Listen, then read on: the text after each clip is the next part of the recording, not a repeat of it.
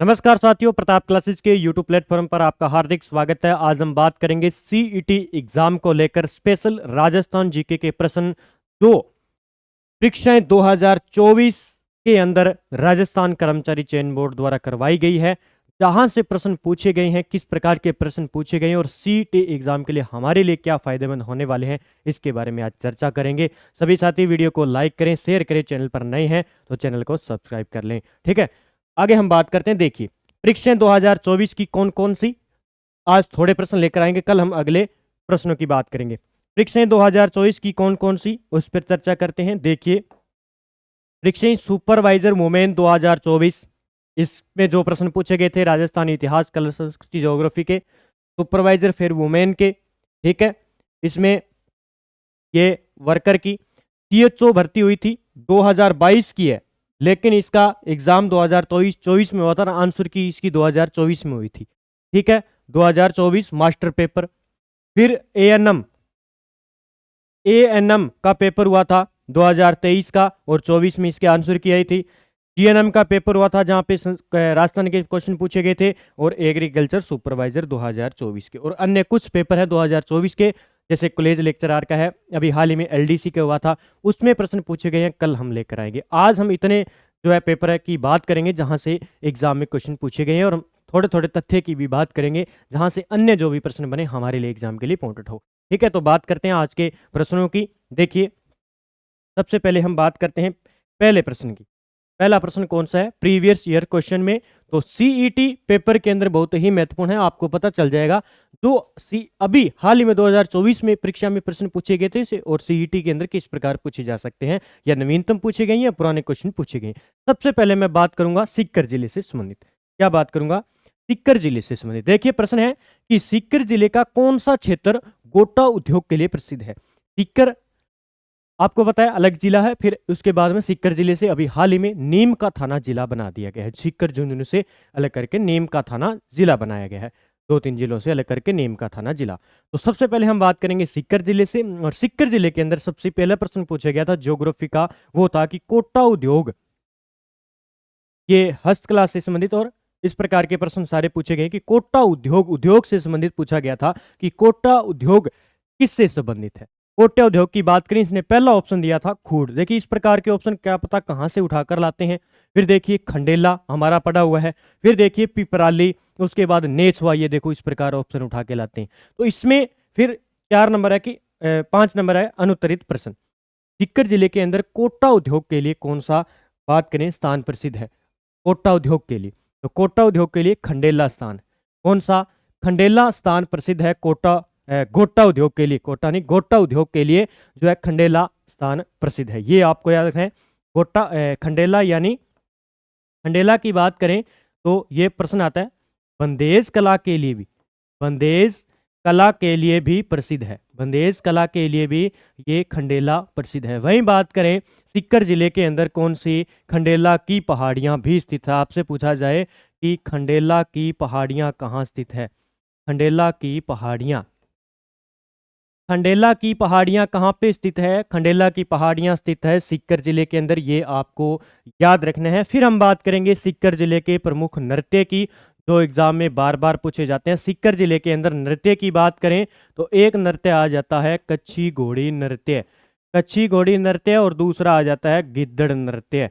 कौन सा, गिद्दड़ नृत्य आ जाता है सीकर जिले के अंदर। सीकर जिला किस प्रदेश के अंदर आता है, ये पूछा जाए तो शेखावटी प्रदेश के अंदर आता है। एक सभ्यता बहुत ही प्रसिद्ध है और एग्जाम में पूछी जा सकती है, सीकर जिले के अंदर है, तो कौन सी हो जाएगी, गुरारा सभ्यता।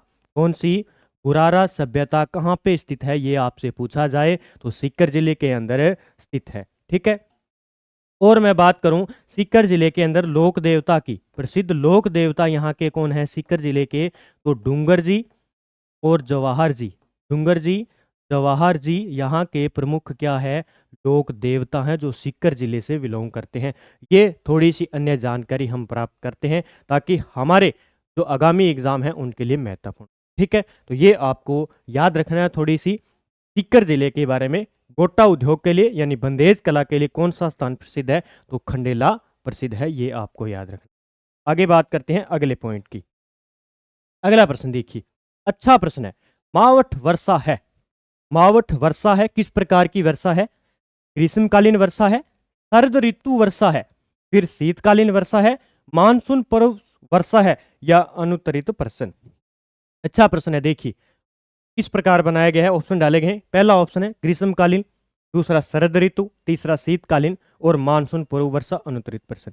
देखिए मावठ वर्षा की बात करें तो राजस्थान में माघ वर्षा हम कह सकते हैं, क्या माघ वृष्टि भी इसे कह सकते हैं। ये कहाँ से उत्पन्न होती है? मावठ की बात करें तो भूमध्य सागर आपने देखा होगा, वहां से उठने वाले क्या है? पश्चिमी विक्षोभ, वहां से उठते हैं पश्चिमी विक्षोभ के कारण सर्दियों में होने वाली वर्षा, यानी शीतकालीन वर्षा इसका आंसर हो जाएगा। ये आपसे पूछा जाए किस फसलों के लिए लाभदायक है? फसल की बात करें, किन फसलों के लिए, फसलों के लिए लाभदायक है, लाभदायक है, ये प्रश्न पूछा जाता है सीधा का सीधा। सबसे पहले रबी की फसलें जैसे गेहूं, रबी की फसलों के लिए वैसे प्रसिद्ध है गेहूं, सरसों, सोयाबीन, चना, ठीक है, इस प्रकार तो गेहूं, सरसों, सोयाबीन, चना, तारामीरा, जीरा, इस प्रकार की फसलें क्या है इसके लिए लाभदायक होती है वर्षा के लिए। कभी कभी ये वर्षा हानिकारक भी हो जाती है ज़्यादातर वर्षा होने पर। फिर हम बात करें इन्हें, इसी मावठ वर्षा को क्या कहते हैं? गोल्डन ड्रॉप्स, क्या कहते हैं? गोल्डन ड्रॉप्स के नाम से जाना जाता है, गोल्डन ड्रॉप्स के नाम से भी इसे जाना जाता है। आपसे पूछा जाए कि निम्न में से गोल्डन ड्रॉप्स के नाम से किस वर्षा को जाना जाता है? मावठ की वर्षा को जाना जाता है। और कहाँ से आती है ये? भूमध्य सागर से उठने वाले पश्चिमी विक्षोभ के कारण यहाँ पे वर्षा होती है, ये आपको याद रखना है। आगे बात करते हैं अगले प्रश्न की। अगला प्रश्न हमारा है, अगला प्रश्न है मेजा बांध। देखिए बहुत अच्छा प्रश्न है, मेजा बांध। मेजा बांध किस नदी पर बनाया गया? मेजा बांध, अगला प्रश्न हमारा, बहुत ही अच्छे प्रश्न पूछे गए हैं कि मेजा बांध किस नदी पर बनाया गया है। इसी प्रकार के ज्योग्राफी, कला, संस्कृति, इतिहास के प्रश्न आते हैं, लेकिन हम थोड़े से इन प्रश्नों को अच्छे तरीके से पढ़ते नहीं और जल्दबाजी में क्वेश्चन आंसर लगा देते हैं। तो हमें जल्दबाजी नहीं करनी है, अच्छे तरीके से क्वेश्चन को पढ़ना है, उसके बाद में आंसर हमें लगाना है। तैयारी हमारी खूब है, लेकिन थोड़ा सा हम वहाँ पे क्या है हो जाते हैं, तो गलत हो जाता है प्रश्न, और जो सरल प्रश्न है वो ज़्यादातर ज़्यादा गलत होते हैं। पहला ऑप्शन दिया इसने पार्वती नदी, दूसरा खारी नदी, तीसरा इसने दिया कोठारी नदी और चौथा इसने दिया मानसी नदी और अनुत्तरित प्रश्न। तो मेजा बांध की बात करें तो ये कोठारी नदी पर हो जाएगा। मेजा बांध की बात करेंगे तो मेजा बांध किस नदी के ऊपर है? कोठारी नदी के ऊपर है स्थित है। कौन सी नदी पर है? कोठारी नदी के ऊपर स्थित है। खारी नदी की बात करें तो ये है राजसमंद जिले से निकलती है, राजसमंद के बिजराल की पहाड़ियों से, बिजराल की पहाड़ियों से इस खारी नदी का उद्गम होता है। क्या होता है? बिजराल की पहाड़ियों से इस खारी नदी का उद्गम होता है। बिजराल गांव है एक राजसमंद के अंदर, ठीक है। और ये किसकी सहायक नदी है? बनास की। किसकी है? बनास की खारी नदी है, जो बनास की क्या है? सहायक नदी है। एक प्रश्न पूछा जाता है, आपसे पूछा ले जाए कि भीलवाड़ा का आसींद कस्बा, भीलवाड़ा का आसींद कस्बा किस नदी के किनारे स्थित है? तो खारी नदी के किनारे स्थित है, याद रखना। फिर ये खारी नदी की बात करें तो ये राजस्थान में भीलवाड़ा, शाहपुरा, केकड़ी और टोंक, टोंक में ये बनास के अंदर मिल जाती है। क्या है? टोंक के अंदर ये बनास में मिल जाती है। एक खारी से संबंधित प्रश्न पूछा जाता है कि राजमहल टोंक, राजमहल टोंक के अंदर ये क्या बनाती है? त्रिवेणी संगम बनाती है। किस नदियों के साथ में? त्रिवेणी संगम, मैं बता देता हूं, त्रिवेणी संगम। कौन कौन सी नदियां होती है त्रिवेणी संगम के अंदर? इसे याद रखना, त्रिवेणी संगम के अंदर बनास प्लस खारी, और कौन सी नदी होती है? बनास, खारी और डाई। ये तीनों नदियां क्या बनाती है? राजमहल टोंक के अंदर त्रिवेणी संगम बनाती है। ये भी आपको याद रखना। फिर पार्वती नदी का उद्गम कहां से होता है? एमपी से होता है, एमपी से होता है और ये 12 जिले से प्रवेश करती है। और एक नदी है परवन नदी, जिसका भी एमपी से उद्गम होता है, लेकिन वो झालावाड़ से प्रवेश करती है। ये भी आपको याद रखने दोनों पॉइंट, ठीक है। तो ये थोड़ा याद रखना, मेजा बांध किस नदी पर है, और ये बार बार एग्जाम में पूछा जाता है, ऐसा नहीं है कि आया नहीं है, प्रत्येक एग्जाम में या सीधा पूछा जाता है कि कोठारी नदी पर कौन सा बांध है, तो मेजा बांध, ये भी आपको याद रखना है। आगे बात करते हैं, अच्छा प्रश्न और बहुत ही। अगला, राजस्थान, राजस्थान की हिंदी ग्रंथ अकादमी कहाँ स्थित है? राजस्थान की हिंदी ग्रंथ अकादमी कहाँ स्थित है? जोधपुर में, कोटा में, जयपुर में और अलवर में। बताइए, इसका जवाब दीजिए। हिंदी ग्रंथ अकादमी और अन्य जो भी ग्रंथ अकादमी है उसका जवाब कमेंट बॉक्स में दीजिए। कौन कौन सी ग्रंथ अकादमी कहाँ पे है, इसका ब्यौरा लिखकर आप कमेंट में डाल दीजिए, ताकि आपने जो क्वेश्चन बनाया है वो आपको याद रहेगा और अन्य साथी भी कमेंट के अंदर पढ़ लेंगे, ठीक है। तो ये देखिए, हिंदी ग्रंथ अकादमी है अपने जयपुर जिले के अंदर। कहाँ पे है? जयपुर जिले के अंदर है। कहाँ पे है? जयपुर जिले के अंदर, जालाना डूंगरी जयपुर,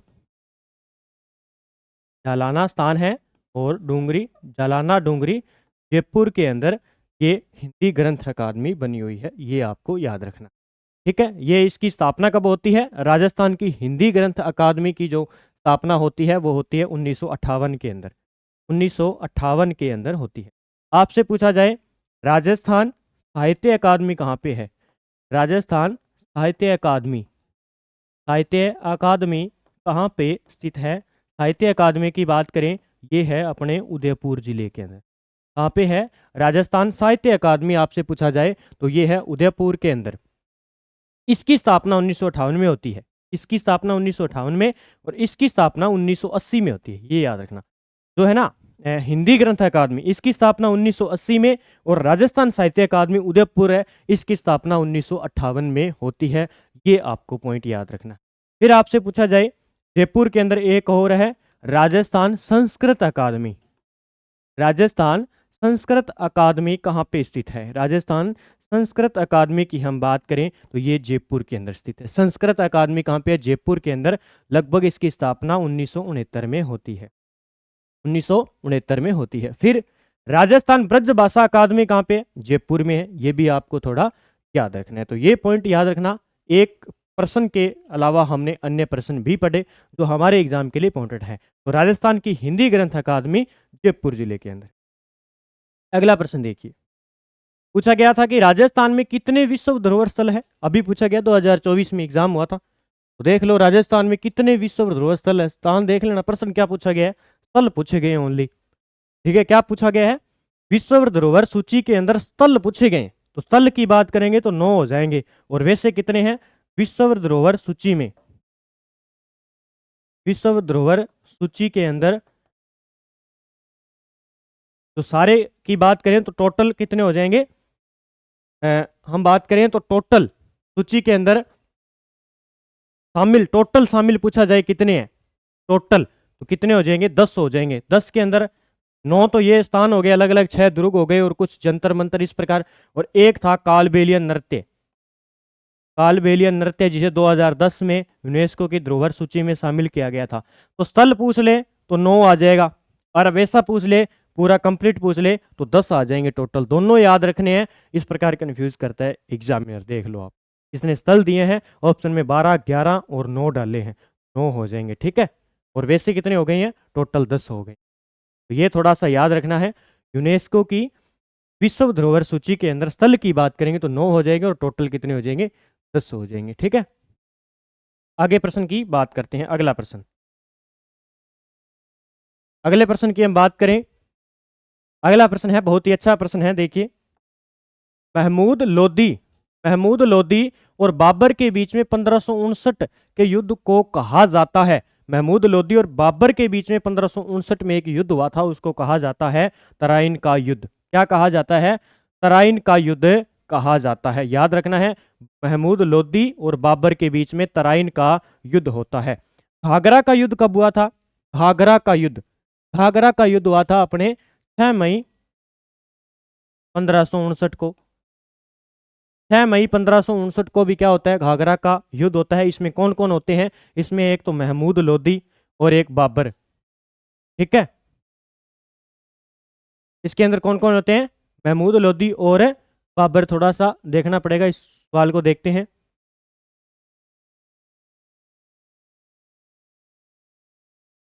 तो देखिए थोड़ा सा मिस्टेक हो गया था। तो ये हम बात करें तराइन की बात करें तो ये 1191 में लगभग हुआ था। तराइन का युद्ध तो हुआ था 1191 की बात है। और यहाँ पे 1559 की बात है तो घाघरा का युद्ध है ये, महमूद लोधी और बाबर के बीच में, जो 6 मई 1559 को क्या है, घाघरा का युद्ध होता है। ये आपको याद रखना है, 1559 में घाघरा का युद्ध महमूद लोधी और इसके बीच में होता है, बाबर के बीच में, जिसमें बाबर विजयी रहा। फिर हम बात करेंगे हल्दी घाटी का युद्ध कब हुआ था। हल्दी घाटी का युद्ध 18 जून 1576, 18 जून 1576 को क्या होता है, ये हल्दी घाटी का युद्ध होता है। किस किस के बीच में, महाराणा प्रताप और अकबर के बीच में युद्ध होता है। फिर अजमेर का युद्ध कब होता है, लगभग ये होता है अपने 1135 से लेकर 1150 तक के बीच में, ये अजमेर का युद्ध हम बात करेंगे। तो ये इसका आंसर हो जाएगा घाघरा का युद्ध, ठीक है, ये याद रखना है। 6 मई 1559 को महमूद लोधी और बाबर के बीच में 1559 में ये युद्ध होता है। आगे बात करेंगे प्रश्न की। देखिए अगला प्रश्न है, बाबू प्रकाश महाकाव्य के लेखक कौन है। बाबू प्रकाश महाकाव्य के लेखक कौन है। बाबू प्रकाश जो महाकाव्य है उसके लेखक हैं मोदजी आसियाकृत। यहाँ पे मोदजी भी दिया जाता है या मोदजी आसियाकृत हैं बाबू प्रकाश, ये याद कर लेना, आगामी परीक्षा में पूछा जा सकता है। सूर्यमल मिश्रण के कौन कौन से ग्रंथ है। सूर्यमल मिश्रण के ग्रंथ है एक तो वंश भास्कर और वीर सतसई। कौन सा हो जाएगा, वंश भास्कर, वंश भास्कर और वीर सतसई, दो ग्रंथ है सूर्यमल मिश्रण के। कौन कौन से, बाबू प्रकाश महाकाव्य और ये तो हो जाएगा इसका मोडजी आसियाकृत, और सूर्यमल मिश्रण के हो जाएंगे वंश भास्कर और वीर सतसई, दोनों याद रखने आप, ठीक है। अगले प्रश्न की बात करते हैं, राजस्थान सेवा संघ की स्थापना कब हुई। अच्छा प्रश्न और बार बार पूछा जाता है कि राजस्थान सेवा संघ की स्थापना कब हुई। राजस्थान सेवा संघ की स्थापना हुई थी 1919 में, याद रखना। राजस्थान सेवा संघ की स्थापना 1919 में किसके द्वारा की गई, वर्धा के अंदर, वर्धा के अंदर, वर्धा महाराष्ट्र के अंदर, ये विजय सिंह पथिक के द्वारा की गई थी, विजय सिंह पथिक के द्वारा की गई थी, ठीक है, 1919 में।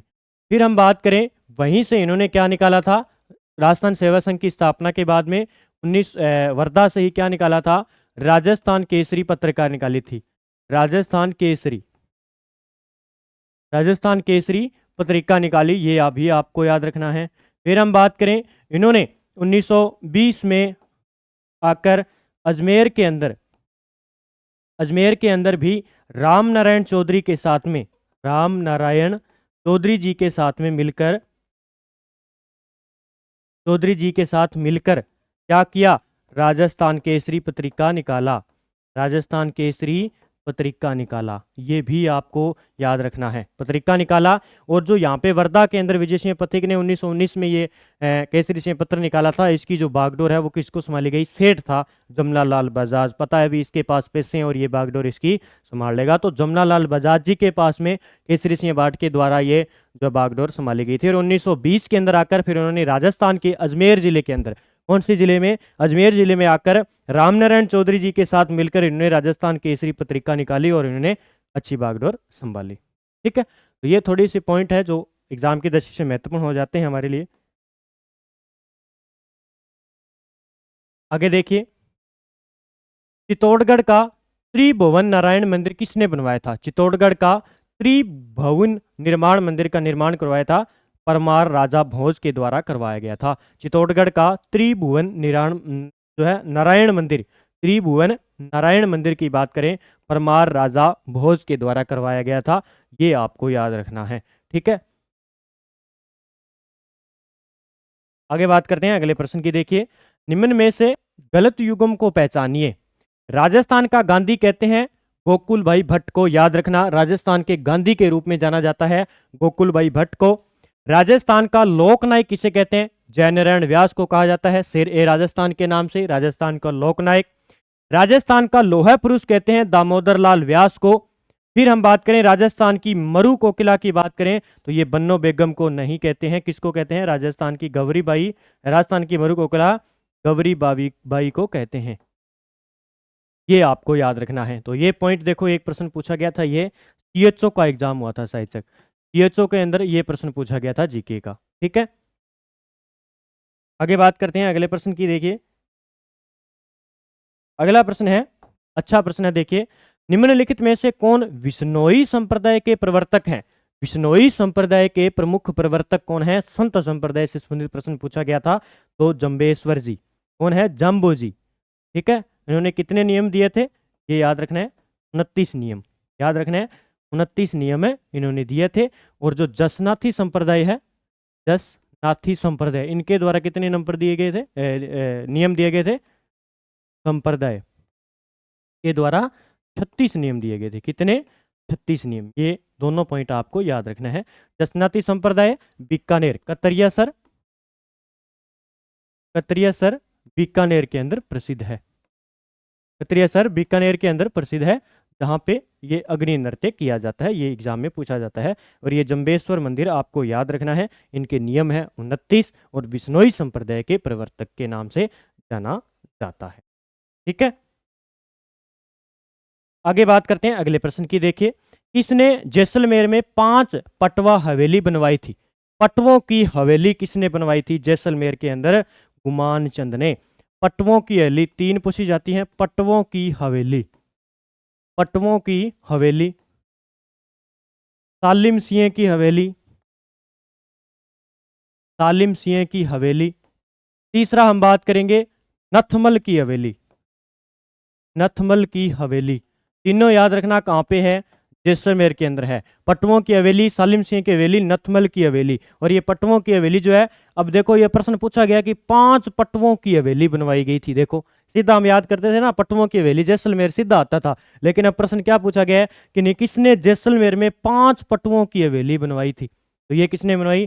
गुमान चंद के द्वारा बनवाई गई थी। ये आपको याद रखना। ठीक है, इस प्रकार के प्रश्न किसी बनाए। आगे देखिए अगला प्रश्न है कि निम्नलिखित में से कौन सा युग्म सुमेलित नहीं है? कौन सा युग्म है इसमें से सुमेलित नहीं है? ठीक है, क्या नहीं है? सुमेलित नहीं है। देखिए सबसे पहले सांबर झील कहाँ पे है?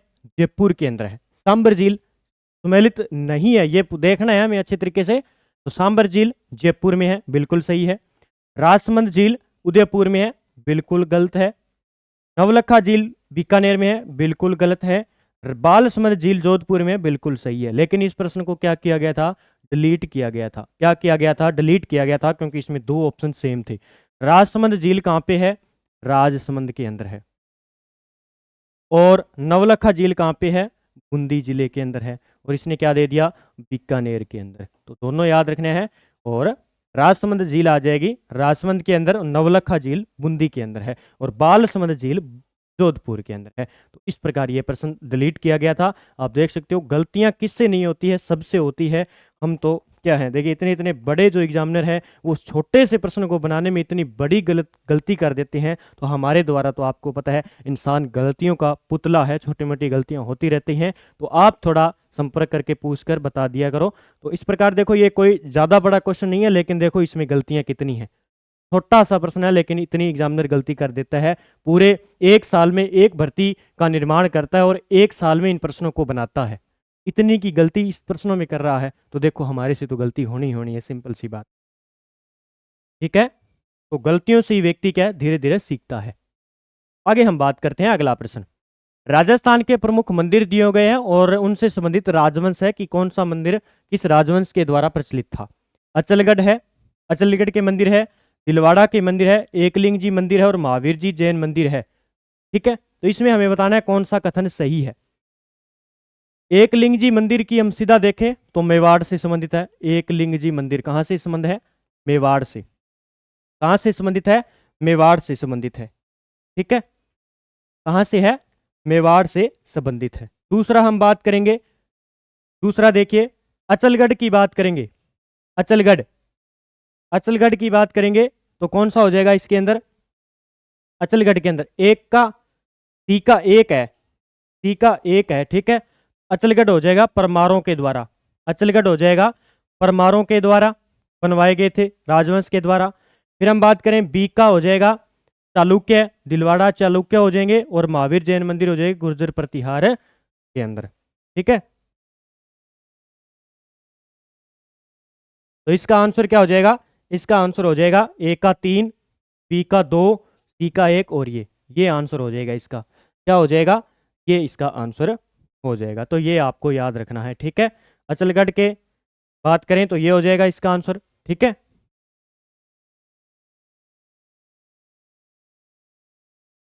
तो देखिए इसका आंसर क्या हो जाएगा।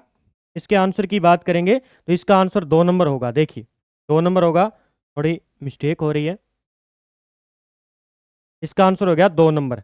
देखिए अचलगढ़ होगा, परमारों की देन है, राजवंश से संबंधित बनवाई गई हैं। फिर हम बात करेंगे 2 नंबर, भीलवाड़ा है चालुक्य के द्वारा। फिर 3 नंबर, एकलिंग महादेव मेवाड़ से संबंधित, लगभग सही जा रहे थे। और ये डी का हो जाएगा 2 नंबर, बिल्कुल सही हमारा आंसर था। तो महावीर जैन मंदिर गुर्जर प्रतिहार, अचलगढ़ परमारों की देन है, दिलवाड़ा हो जाएंगे चालुक्यों के द्वारा, और एकलिंग जी मेवाड़। बप्पा रावल आपको पता है बप्पा रावल से संबंधित था, तो इसका आंसर हो जाएगा बी। आगे हम बात करते हैं अगले प्रश्न की। अगला प्रश्न देखिए, सूची दी गई है बांध और नदियां मिलाना है हमें। बिशलपुर बांध दिया हुआ है, ठीक है, अरवार अरवार बांध दिया हुआ है, जवार सागर और मेजा बांध। मेजा बांध की तो हम चर्चा कर रहे हैं, सीधा मिला लो। मेजा बांध कोठारी नदी के ऊपर स्थित है। बिशलपुर बांध मिला लो, बनास नदी के ऊपर स्थित है, टोंक के अंदर। फिर रह गए जवार सागर बांध, आपको पता है चंबल के अंदर है। और तीसरा अरवार बांध रह गया खारी नदी के ऊपर। अभी खारी नदी की हमने चर्चा की थी, बनास की सहायक नदी, बिजराल की पहाड़ियां राजसमंद से। ठीक है, तो और मेजा बांध की हमने बांध की थी कोठारी नदी के ऊपर, जवाहर सागर बांध चंबल नदी पर है, और बिशलपुर बांध बनास नदी पर टोंक के अंदर बना हुआ है। इसका देखिए उत्तर क्या हो जाएगा, ए का 3, ए का हो जाएगा 3, ए का 3, ए का 3, इसमें भी ए का 3। फिर हम बात करें बी का हो जाएगा 4, बी का हो जाएगा 4, बी का 4, बी का 4। तो ये दोनों में है। ठीक है, ये ऑप्शन कट हो गए हमारे। उसके बाद में देखिए अरवार बांध की बात करें, खारी यानी पी का 4, ये हो गया।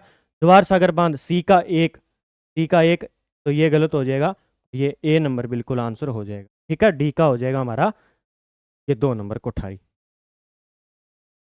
आगे बात करते हैं, देखिए अगले प्रश्न की। राजस्थान में किस स्थान पर अनार का उत्कृष्टता केंद्र है? ये एग्रीकल्चर का एग्जाम हुआ था ना, वहां पे प्रश्न था, ये मैंने उठाया। एग्रीकल्चर, एग्रीकल्चर का जो एग्जाम था ना, वहां पे पूछा गया था, उससे फसलों से संबंधित था कि अनार का उत्कृष्टता केंद्र कहाँ स्थित है। ये एग्जाम में सीधा पूछा जा सकता है। तो ये स्थान है एक डुडोल बस्सी, ये जयपुर के अंदर है। डुडोल बस्सी जयपुर के अंदर स्थान है जहां पे अनार का उत्कृष्टता केंद्र बना हुआ है। याद रखना है, डुडोल बस्सी के अंदर। आगे प्रश्न की बात करते हैं, देखिए अगला प्रश्न है, केसरी सिंह भारत का जन्म किस स्थान पर हुआ था? यह हुआ था शाहपुरा के अंदर। केसरी सिंह भारत थे, आपको पता है। तो केसरी सिंह भारत की बात करें, उनके पुत्र का नाम था प्रताप सिंह भारत, और इनका जन्म हुआ था शाहपुरा के अंदर। कहां पे? शाहपुरा के अंदर इनका जन्म होता है। आगे बात करते हैं अगले प्रश्न की। अगला प्रश्न है, निम्नलिखित में से कौन सा स्थान राजस्थान में पशुपालन का सबसे प्राचीन साक्ष्य है? वेरी वेरी इंपॉर्टेंट कर लेना, ये जो भर्ती एग्रीकल्चर की वहां पे प्रश्न पूछा था कि पशुपालन का सबसे प्राचीन जो है प्रमाण कहां से प्रस्तुत होता है? तो बागोर से। याद रखना, बागोर सभ्यता से, बागोर सभ्यता से। और ये है कहां पे? भीलवाड़ा के अंदर। बागोर सभ्यता कहां पे है? भीलवाड़ा जिले के अंदर है। याद रखना है, जहां से क्या मिले हैं? राजस्थान में पशुपालन का सबसे प्राचीन प्रमाण मिले। कालीबंगा हनुमानगढ़ जिले में है, हनुमानगढ़ जिले के अंदर है। किस नदी पर? घग्गर नदी के ऊपर स्थित है। जुते हुए खेत के साक्ष्य कहां पे मिले? कालीबंगा से मिले हैं। जयपुर और अलवर आपको पता है। आगे बात करते हैं अगले प्रश्न की। अगला प्रश्न देखिए, राजस्थान का कौन सा शहर मेहंदी नगरी कहलाता है? ये भी एग्रीकल्चर में था। मेहंदी नगरी के नाम से सोजत स्थान है पाली के अंदर। सोजत स्थान है पाली के अंदर, इसे कहते हैं मेहंदी नगरी कहा जाता है। और मेहंदी के लिए कौन सा स्थान प्रसिद्ध है? इस प्रकार प्रश्न पूछा जाता है, तो सोजत पाली। ठीक है, ये प्रश्न पूछा गया था आसान सा। तो आसान आसान से प्रश्न है, लेकिन हम थोड़े से ध्यान से देखना पड़ेगा। इसे भारत के टाइगर मैन के नाम से जाना जाता है। टाइगर मैन के नाम से जाना जाता है कैलाश साखला को। याद रखना, कैलाश साखला को भारत के टाइगर मैन के नाम से जाना जाता है। ठीक है, फिर आगे बात करते हैं अगले प्रश्न की। अगला प्रश्न देखिए, इसमें दिया हुआ है नदी का नाम दिया हुआ है और नदियों के दूसरे नाम, यानी दूसरे नाम उपनाम दिए हुए हैं। ठीक है, तो इसमें देखिए घग्गर नदी, चंबल नदी, माही नदी और लूणी नदी दी हुई है। घग्गर नदी को कहते हैं मृत नदी या सोतर नदी के नाम से जाना जाता है। चंबल को कामधेनु के नाम से जाना जाता है। माही नदी को वागड़ की गंगा कहा जाता है और लूणी नदी को लवण जल नदी कहा जाता है। तो देखिए घग्गर नदी ए का हो जाएगा 4, ये देखो इसे तीनों में 4 है।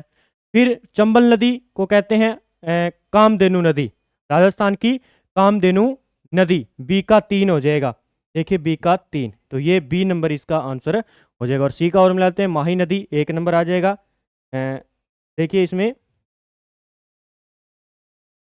ऑप्शन देखिए ये रहा, थोड़ा से देखिए इसमें ऑप्शन की हम बात करें,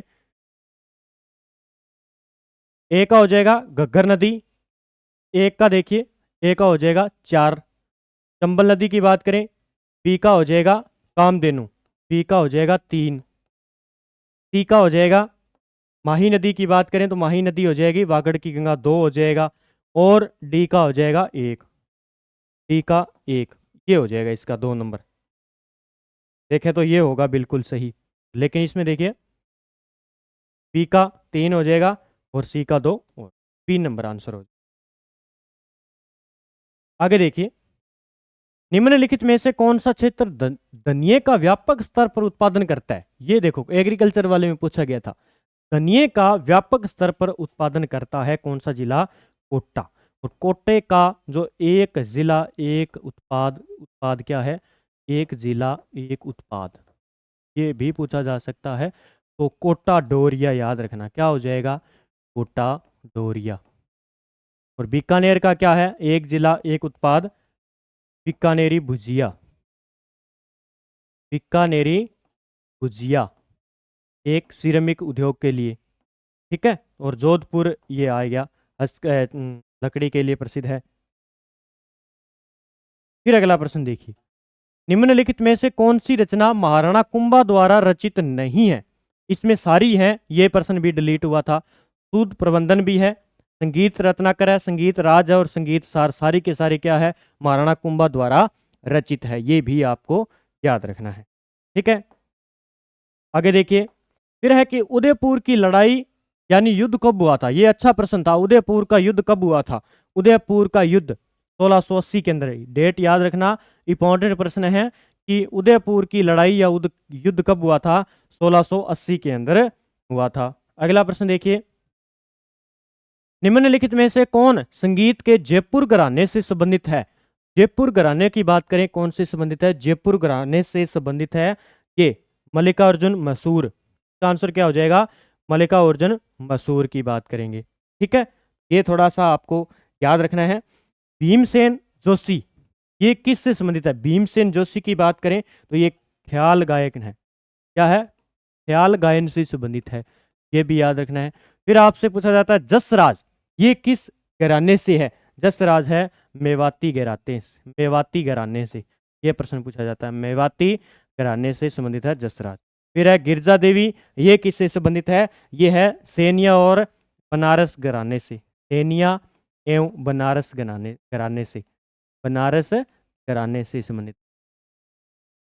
ठीक है, ये याद रखना है। और मल्लिकार्जुन मसूर आगे संगीत के जयपुर घराने से संबंधित है, ये पूछा जाता है। इस प्रकार के प्रश्न बार बार है, तो घराने आप अच्छे तरीके से पढ़ लेना, पक्का एक प्रश्न देखने को मिलेगा संगीत के घराने। आगे देखिए, जैसलमेर का गुंडाराज पुस्तक का लेखक कौन है, गुंडाराज पुस्तक, तो ये हो जाएंगे सागरमल गोपा। इन्हें जेल के अंदर जिंदा जला दिया गया था सागरमल गोपा को। और इनकी और भी पुस्तक है, एक है रघुनाथ का मुकदमा, रघुनाथ का मुकदमा, इसी षड्यंत्र में ये फंसे थे, रघुनाथ का मुकदमा।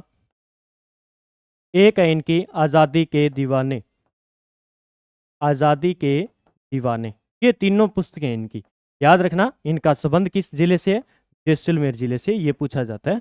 तो 3 पुस्तकें, जैसलमेर में गुंडाराज, रघुनाथ का मुकदमा और आज़ादी के दीवाने, ये इनकी प्रमुख पुस्तकें याद रखना। ठीक है, आगे प्रश्न देखिए, राजस्थान में प्रथम वन नीति की घोषणा कब हुई थी। राजस्थान में प्रथम वन नीति की घोषणा की हम बात करेंगे 2010 में, 2010 में राजस्थान में प्रथम वन नीति घोषित की गई थी। ये आपको याद रखना है। अगला प्रश्न देखिए, लास्ट प्रश्न है हमारा, छोटा सा वीडियो लेकर आए थे जो एग्जाम में पूछे गए थे। हॉल ऑफ हीरोज जोधपुर के किस बाग में स्थित है? हॉल ऑफ हीरोज राजस्थान के किस बाग में स्थित है? मंडोर बाग में स्थित है। ये प्रश्न थे जो कि आपके एग्जाम के लिए महत्वपूर्ण होने वाले हैं। तो ये थोड़े थोड़े आपको वन नीति याद रखनी है 2010 के अंदर। फिर विजयदान सागरमल गोपा की प्रमुख पुस्तकें मैंने बता दी, और प्रमुख संगीत घराने। ये मेरे प्रश्न करवाने का उचित ये नहीं है कि यही प्रश्न सेम आ जाएंगे। अब संगीत घराने से प्रश्न पूछा गया, आपको किस प्रकार पढ़ना है ये आप देखेंगे, किस प्रकार इसको तैयार करना है। संगीत घराने को बड़ा बड़ा किस प्रकार आप देख सकते हैं। उसके बाद प्रमुख युद्ध है जो इतिहास के, वो पढ़ना है आपको अच्छी तरीके से। प्रमुख जैसे ग्रंथ है उनको एक बार रिवाइज करना है। कुछ पॉइंट है जैसे नदियां हैं उनके उपनाम है, त्रिवेणी संगम है और कौन से स्थान है, इस प्रकार। ज्यादा प्रश्न बड़ा नहीं, जैसे प्रमुख उपनाम है, राजस्थान के प्रमुख उपनाम है वो एक बार आप रिवाइज कर लीजिए, ठीक है। और जैसे प्रमुख नगरी है, उपनाम ये आ जाएंगे व्यक्तित्व के बारे में। सभ्यता जो बड़ी बड़ी महत्वपूर्ण, कालीबंगा है, बागोर है, जयपुर वाली है, इस प्रकार बड़े बड़े। फिर केसरी सिंह बार्ट, ये तो पक्का प्रमुख राजस्थान के प्रमुख व्यक्तित्व, सेनानी, प्रमुख नारियां, अच्छे तरीके से पॉइंट पढ़ लो, यहां से प्रश्न पक्का आएगा। फिर देखिए आगे हम बात करें तो ये आगे बांध, नदियां पढ़ ली तो बांध पढ़ लो इनको अच्छे तरीके से। तो इस प्रकार हमें प्रश्न क्या देखने को मिलते हैं, किस प्रकार ये प्रश्न पूछ रहे हैं। ऐसा नहीं है कि कोई हार्ड प्रश्न है, ज़्यादा हार्ड प्रश्न भी नहीं है, हम अच्छे तरीके से इनको कर सकते हैं, लेकिन हमें इनको अच्छे तरीके से रिवाइज करना है। और ये थोड़े से पेपर थे मैंने कंप्लीट करवा दिए आपको। कुछ पेपर है जैसे एलडीसी का है, कॉलेज लेक्चरर का, अभी 8 तारीख को एग्जाम हुआ था, उसके क्वेश्चन रह गए हैं जो बहुत ही महत्वपूर्ण है। एलडीसी के अंदर तो राजस्थान के इतने तगड़े तगड़े प्रश्न है, खतरनाक प्रश्न पूछे गए हैं, वो आपको कल लेकर आऊंगा। आज के सेशन में इतने ही क्वेश्चन थे जो मैंने कंप्लीट आपको करवा दिए हैं। वीडियो को शेयर जरूर करें, जो साथी आपके अन्य तैयारी करें उन्हें भी पता चले कि राजस्थान कर्मचारी चयन बोर्ड किस प्रकार के प्रश्न पूछती है और किस प्रकार के प्रश्न पूछे जा सकते हैं और आगामी एग्जाम के लिए किस प्रकार है। और प्रताप क्लासेस के ऐप को जरूर डाउनलोड करें, वहां पे आपको राष्ट्रीय अंतर्राष्ट्रीय करंट अफेयर्स की जो है करंट अफेयर्स की टेस्ट सीरीज मिल जाएगी और सीईटी एग्जाम के लिए मॉडल टेस्ट मिल जाएंगे 10। आप अच्छी तरीके से उनका अभ्यास करें और आपके एग्जाम के लिए महत्वपूर्ण साबित होगी। जय हिंद, जय भारत दोस्तों, मिलते हैं कल के वीडियो में। तब तक आप इसका रिवाइज कीजिए और जो मैंने क्वेश्चन पूछे उसके जवाब आपको कमेंट बॉक्स में देने हैं। जय हिंद, जय भारत।